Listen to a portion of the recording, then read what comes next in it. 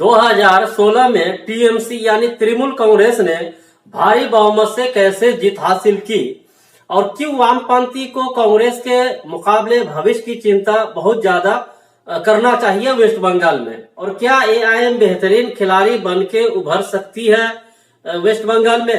दोस्तों, इन सब पे बातें करेंगे और चर्चा भी करेंगे, किसको कितना वोट मिला ये सब बात करेंगे।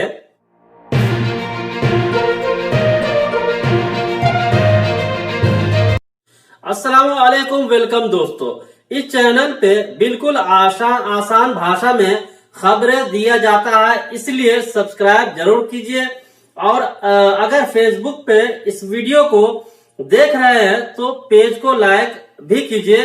तो चलिए दोस्तों, शुरू करते हैं। अब 2016 में तृणमूल कांग्रेस को जितना वोट परसेंट मिला और जिस प्रभावशाली से जीत हासिल की, ये वोट परसेंट 1972 के बाद दूसरा नंबर पे था। दोस्तों, 1972 में कांग्रेस को वोट मिला था 77%। वहीं 2016 में ममता बनर्जी को विधानसभा चुनाव में 49% वोट मिला था। यही वोट परसेंट सीपीआईएम और बीजेपी के लिए चिंता का विषय है, या और भी पार्टी के लिए ये चिंता है, क्योंकि बंगाल में जो ममता बनर्जी ने राजनीतिक जाल बिछा रखी है, इससे बच के निकलना मुश्किल है वामपंथी के लिए और भी पार्टी के लिए।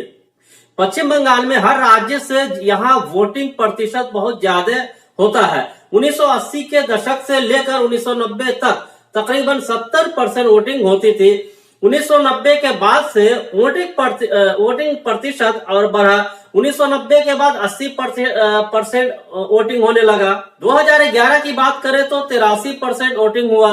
कुछ ऐसे भी सीट है जहां 90% वोटिंग होता है। यह आंकड़े दर्शाता है कि पश्चिम बंगाल के लोग अपनी सरकार चुनने में कितना उत्सुकता दिखाते हैं, जो कि एक राज्य के भविष्य के लिए बहुत अच्छी बात है। ये हमारे देश में इतनी पार्टी है कि पता ही नहीं चलता है कौन पार्टी कब वजूद में आया और कब चला गया। 2016 पश्चिम बंगाल विधानसभा चुनाव में कुल 56 पार्टी ने चुनाव लड़ा, जिनमें 1961 उम्मीदवार थे। कुछ उम्मीदवार पार्टी के तरफ से थे, कुछ निर्दलीय लड़े। 56 पार्टी में से कुल 9 पार्टी के विधायक ही चुने गए, बाकी 68% विधायकों का जमानत जब्त हो गया। 2016 विधानसभा चुनाव में टीएमसी और कांग्रेस को मिला के 81% वोट मिला था।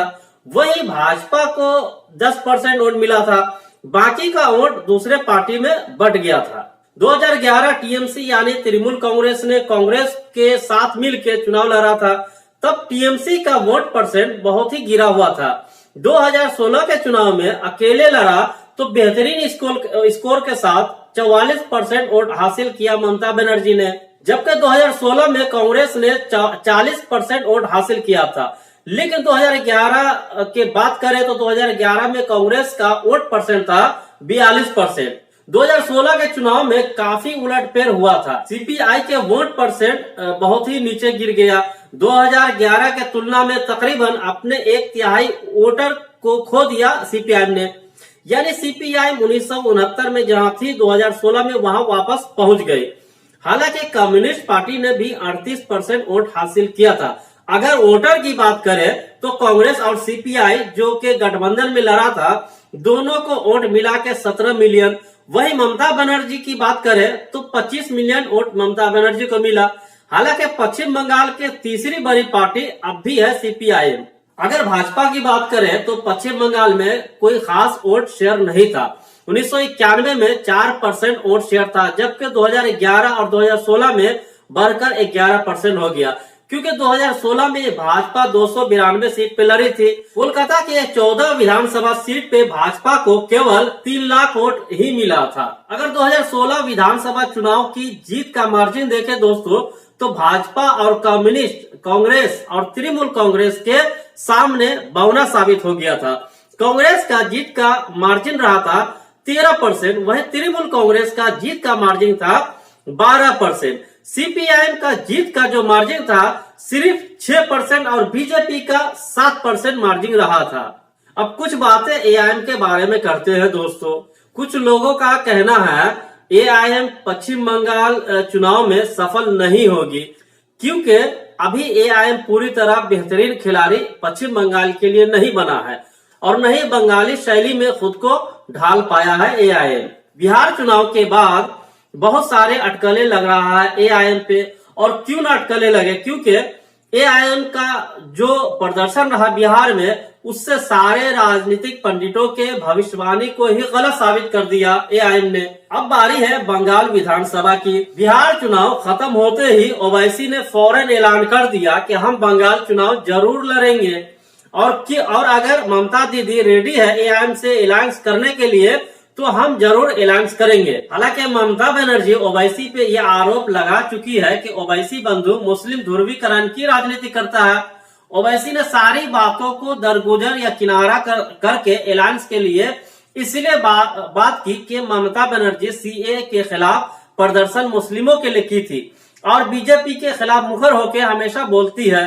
यही एक वजह है ओवैसी ने प्रस्ताव दिया अलायंस के लिए। अब दिक्कत यह है कि बंगाल में वामपंथी ने भी मुस्लिमों पे राज किया और टीएमसी भी राज कर रहा है। क्या इन दोनों को मात दे सकता है ओवैसी बंधु? देखना बड़ा दिलचस्प होगा दोस्तों। कुछ जानकार बताते हैं कि पश्चिम बंगाल में 46 सीट ऐसी है जिसका फैसला मुस्लिम मतदाता करते हैं।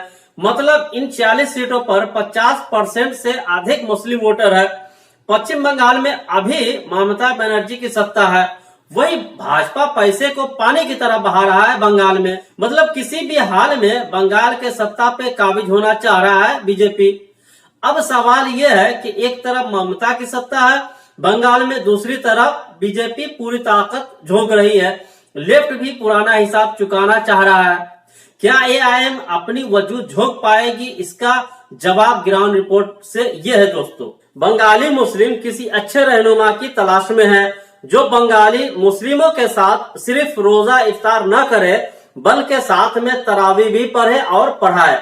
इस बात पे खरा उतरता है ओवैसी। कुछ राजनीतिक दल और उदारवादी एआईएम और ओवैसी पर कट्टरपंथी मुस्लिमों और जातिवाद को बढ़ावा देने का आरोप लगाते हैं।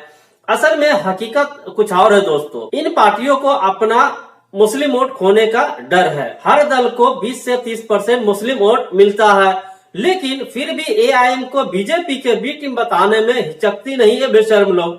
आज अगर ओवैसी युवाओं का रोल मॉडल है, उसकी वजह है ओवैसी हक की बात करता है, चाहे वो सीएए या गाय के नाम पर मुस्लिमों की हत्या हो। ये वीडियो दोस्तों कैसा लगा आपको कमेंट करके जरूर बताइएगा और हम मिलते हैं नेक्स्ट वीडियो में। Thank you.